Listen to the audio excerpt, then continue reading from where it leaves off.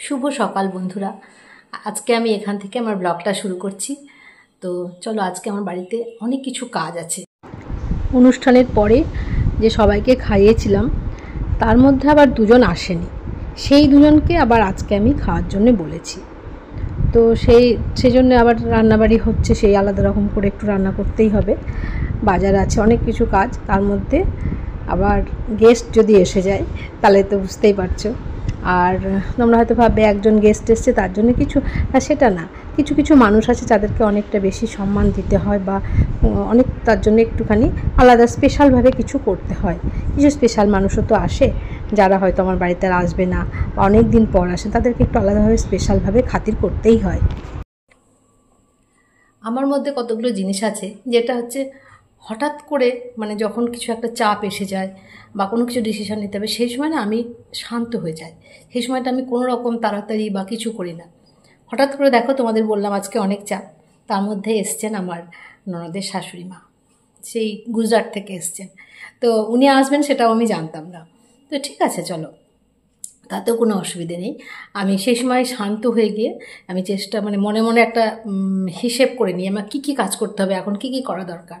তো সেইগুলো করে বসে এক গ্লাস জল খাই, খেয়ে ওগুলো করে তারপরে আমি কাজ শুরু করি। তো তার ঠাকুরের আশীর্বাদে আমার সেই সমস্ত কাজ আমি ঠিক সম্পন্ন করে ফেলতে পারি।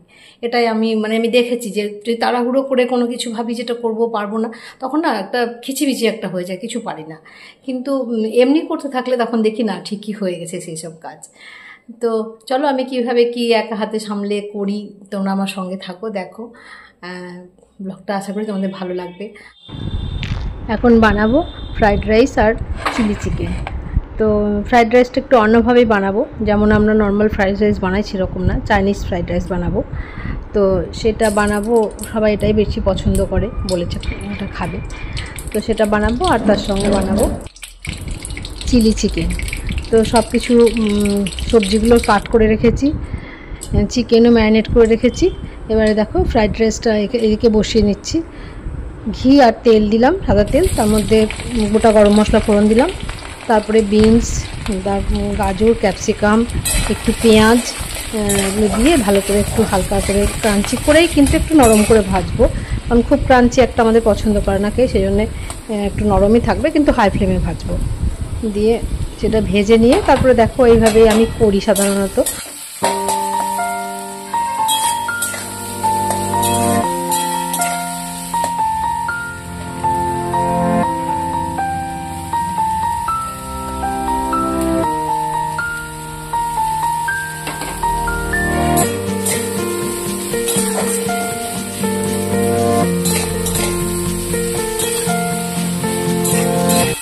সবজিগুলো এবার নরম হয়ে গেছে, মোটামুটি ভাজা হয়ে এসছে।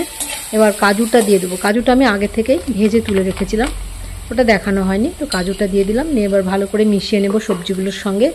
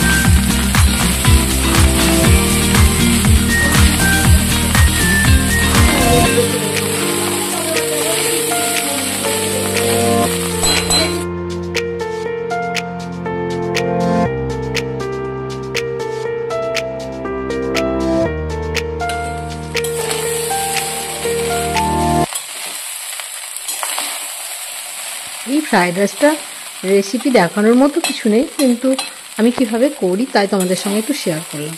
তোমরা হয়তো আমার থেকে অনেক ভালোই করে, সেটার জন্য না, কিন্তু এক একজন এক এক রকম টেস্টের করে বা এক একজন এক এক রকম খেতে পছন্দ করে। তো সেগুলো অনেক সময় ট্রাই করলে আবার নিজেদেরও ভালো লাগে। তো সেই কারণেই মানে শেয়ার করা যে দেখো আমি এইভাবেই বানাই, আমার বাড়িতে অনেকে এটা খেতে খুব পছন্দ করে, বা যাদেরকে আমি খাইয়েছি তারাও মানে ভালোই বলেছে আর কি, খেতে বলেছে বেশ ভালো লাগছে, বা কোনো দিন তারা আবার খেলেও বলেছে এটা ওইটা বানাবে। তো সেই কারণেই আমার এটা বানানো। লবণ চিনি সব কিছু দিয়ে পরিমাণ মতো, এটা খুব একটা মিষ্টি যে একদম একদম মিষ্টি মিষ্টি থাকে সেটা হয় না, তো বেশ ভালো লাগে খেতে ওদের আর কি। এদিকে দেখো ফ্রাইড রাইসটা কমপ্লিট হয়ে গেছে, এবার ফ্রাইড রাইসটা আমি ঢাকা দিয়ে রাখবো। আর ওইদিকে আবার রুটি আর বেগুন ভাজা করলাম। কাকিমা এসছেন, কাকিমা বললেন যে আমি জিজ্ঞাসা করলাম কি খাবেন কাকিমা, তো রুটি খাবো আর বেগুন ভাজা খাবো বললো। তো এখানকার বেগুন ওনার খুব ভালো লাগে, তো রুটি বেগুন ভাজা আর খেজুর গুড়, এমনি মিষ্টি খাবেন না খেজুর গুড়, তো আমার ফ্রিজে খেজুর গুড় রাখাই থাকে, খেজুর গুড় কিনে একদম ভেঙে ফ্রিজে রেখে দিই। আর ছেলে খাবে ওটসের পোহা, এই দেখো ওটসের পোহা বানিয়েছি। তো এক একজনে এক এক রকম টিফিন, এই যে কাকিমা এখানে বসে খাচ্ছে টিফিন, মানে আমার ননদের শাশুড়ি মার, ইনি এসছেন বললাম না উনি। আর দেখো আর এখানে হচ্ছে চিলি চিকেন। তো চিলি চিকেনটা তো তোমরা জানোই সবাই, আমি সেভাবে ডিটেলে পুরো শেয়ার তোমাদের সঙ্গে করলাম না, কারণ আমি অনেকবারই আমার চ্যানেলে দেওয়া আছে, করেছি, জাস্ট আমি বানাচ্ছি এটাই তোমাদের সঙ্গে শেয়ার করলাম। তো দেখো চিলি চিকেনটাও হয়ে গেছে, একটু গ্রেভি রাখতে হবে, ওরা বলেছে একটু গ্রেভি পছন্দ করে। আর এখানে আবার বানাচ্ছি এটা পনির, মানে আমি 5 মিনিটে একটা পনির বানাই, সমস্ত মশলা করে নিয়ে মিক্সিতে করে নিয়ে তারপরে বানাই। তো ওটাও শেয়ার করা আছে আমার, দেখবে ভিডিওতে, ওটাও খুব ভালো হয় আর খুব তাড়াতাড়ি হয়, একদম 5 মিনিটই লাগে। তো ওটাও বানালাম কাকিমার জন্য, কাকিমা যেহেতু চিকেন খান না। আর বানাবো, কাকিমা মাছ পছন্দ করে, মাছও বানাবো।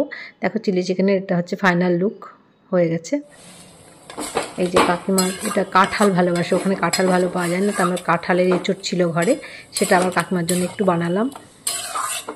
কাকিমা যা যা পছন্দ করেন সেটা, কারণ কাকিমা থাকবেন না যে আবার কালকে কিছু খাওয়াবো সেটাও না, তো সেই কারণে কাকিমা যা যা পছন্দ করে চেষ্টা করছি সেগুলো যতটা আমার পক্ষে সম্ভব একদিনে করে নিচ্ছি। আর টাইমলি আবার খেতে দেওয়ারও ব্যাপার আছে। এই দেখো এঁচোড়ের ফাইনাল লুক এটা। দেখো সবাই খেতে বসে গেছে, কাকিমা, আমার হাজবেন্ড, আমার ছেলে, সবাই খেতে বসে গেছে। আমি ওদের খেতে এখন একটা মিষ্টি দিব, এখন বিকেলে খাবা? হ্যাঁ তুমি অনেকক্ষণ ধরে বসে বসে খাও।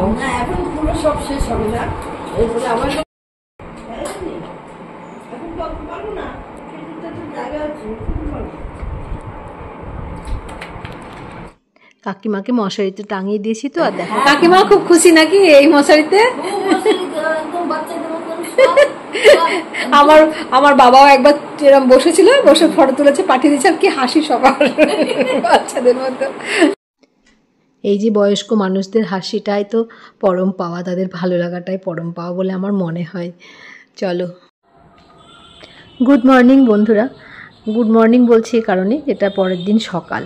তো কাকিমা বললো চলো সকালবেলা একটু ছাদটা ঘুরে আসি, তো কাকিমাকে দেখাতে নিয়ে আসলাম। কাকিমা গাছ ফুল খুব ভালোবাসেন।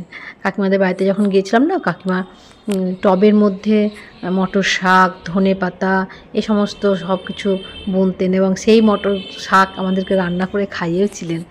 তো কাকিমা ভীষণ গাছ ঠাছ ভালোবাসে, তো কাকিমা বললো চলো দেখে আসি তোমার ছাদের গাছগুলো।